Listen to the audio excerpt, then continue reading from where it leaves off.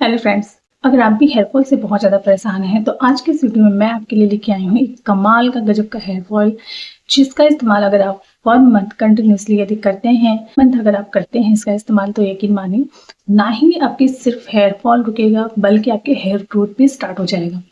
Hair oil अगर आप इस्तेमाल कर रहे हैं तो ये बहुत इंपॉर्टेंट है कि आपके जो हेयर ग्रोथ है वो भी आना स्टार्ट हो जाए, क्योंकि बहुत बार हेयर फॉल तो कंट्रोल हो जाता है किसी चीज़ से, बट हेयर ग्रोथ स्टार्ट नहीं होता है। तो आपको मेन मोटिव जो होना चाहिए वो हेयर ग्रोथ भी होना चाहिए।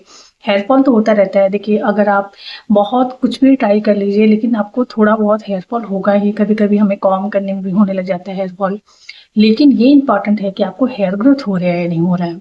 तो आज के इस वीडियो में मैं आपके साथ एक कमाल का hair toner and hair oil आपके साथ शेयर करने वाली हूँ, जिसका इस्तेमाल अगर आप 1 मंथ कंटिन्यूसली करते हैं तो यकीन मानिए आपको डिफरेंस देखने को मिलेगा।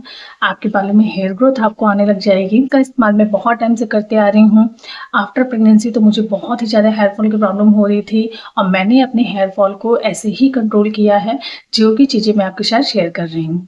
तो सबसे पहले बात करते हैं हेयर टोनर की। देखिए जो हेयर टोनर है सिंगल डे इसका इस्तेमाल आप कर सकते हैं। आपको जब भी आप सोने जा रहे हैं तो रात में इसका स्प्रे आपको अपने बालों में करना है।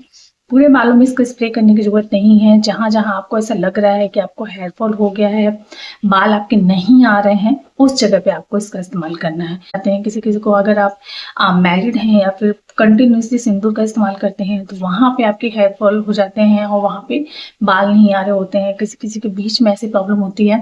तो अगर आप इसका इस्तेमाल उन जगहों पे करते हैं, हल्का हल्का रब करते हैं, तो आपके हेयर ग्रोथ आने स्टार्ट हो जाते हैं। तो हेयर टोनर बनाने के लिए सबसे पहले जो आपको लेना है वो है hair spray bottle. Hair spray bottle लेना है एंड नंबर 2 चीज जो है आपको लेना है एक पैन। उसमें डालना है आपको 2 कप वाटर एंड उसमें आपको ऐड करना है रोजमेरी। अगर आपके पास ड्राई रोजमेरी है तो भी ठीक है, अगर आपके पास फ्रेश रोजमेरी है तो भी उसका इस्तेमाल आप कर सकते हैं। तो उसमें आपको डालना है रोजमेरी। नंबर 2 जो इंग्रेडिएंट्स है वो है फेनुग्रीक सीड। नेक्स्ट चीज जो है वो है आपकी कलौंजी एंड नेक्स्ट चीज है आप उसमें आपको ऐड करना है कुछ क्लोव्स। यानी कि अगर आप 2 कप वाटर में अगर ये सारी चीज ऐड कर रहे हैं तो उसमें 4-5 क्लोव्स डालते हैं आप। देन इसको थोड़ी देर इसको बॉईल होने दें, क्लीन करके रख लेना है और जब ये ठंडा हो जाए तो स्प्रे बॉटल में डाल देना है। बाद आपको उन जगहों पे ही आपको हेयर स्प्रे करना है। हल्के हल्के हाथों से जेंटली थोड़ा सा रब करना है, मसाज करना है। इससे होता क्या है कि इससे आपके जो स्कैल्प है इसका ब्लड सर्कुलेशन अच्छे से बढ़ता है। ब्लड सर्कुलेशन अच्छे से होता है तो उससे आपके स्कैल्प जो होते हैं वो एक्टिव होते हैं और आपको हेयर ग्रोथ होना स्टार्ट हो जाता है। अब नंबर 2 चीज है हेयर ऑयल। तो हेयर ऑयल के बारे में अब हम बात करते हैं। ये कमाल का मैजिकल हेयर ऑयल जो है, जिसकी रेसिपी मैं आपके साथ शेयर कर रही हूँ। आपको डेली करने की जरूरत नहीं होती है, आपको वीक में 2 डेज हेयर ऑयलिंग करना मस्ट होता है। अगर आप कोई ऐसे जन हैं जो बाहर कम जाते हैं तो आप 3 डेज भी कर सकते हैं, बट आपको हेयर ऑयल बहुत ज़्यादा करने की जरूरत नहीं होती है। ये जो आपको इंग्रेडिएंट्स चाहिए वो है, नंबर 1 चीज़ है फेनुग्रीक सीड, नंबर 2 चीज़ है नाइजीरिया सीड यानी कि कलौंजी, थर्ड चीज़ है करी लीव्स। करी लीव्स अगर आपके पास ड्राई है तो भी ठीक है, अगर फ्रेश है तो भी ठीक है। नेक्स्ट है रोजमेरी, ये भी अगर फ्रेश है या फिर ड्राई है वो आप पे डिपेंड करता है। एंड नेक्स्ट चीज़ है हिबिस्कस यानी कि गुड़हल के फूल। गुड़हल के फूल भी अगर आपके पास ड्राई है तो भी ठीक है, अगर फ्रेश है तो और अच्छी बात है। उसके बाद आपको लेना है एक लोहे की कढ़ाई। लोहे की कढ़ाई अगर है तो बहुत अच्छी बात है, क्योंकि लोहे की कढ़ाई से आयरन रिलीज होता है और जो आपके बालों के लिए बहुत अच्छा होता है। लेकिन अगर आपके पास लोहे की कढ़ाई नहीं है तो भी कोई बात नहीं, ऐसा नहीं है कि बहुत ज़्यादा कोई प्रॉब्लम की बात है। नॉर्मल कढ़ाई भी आप ले सकते हैं, स्टील की या जो भी एल्यूमिनियम की आती है। उसके बाद आपको कढ़ाई को गैस पे रखना है और उसमें आपको, अगर आप कोकोनट ऑयल बहुत ज़्यादा इस्तेमाल करते हैं तो आप कोकोनट ऑयल ले सकते हैं। मैं मस्टर्ड ऑयल का इस्तेमाल ज़्यादा करती हूँ तो मैं मस्टर्ड ऑयल लेती हूँ।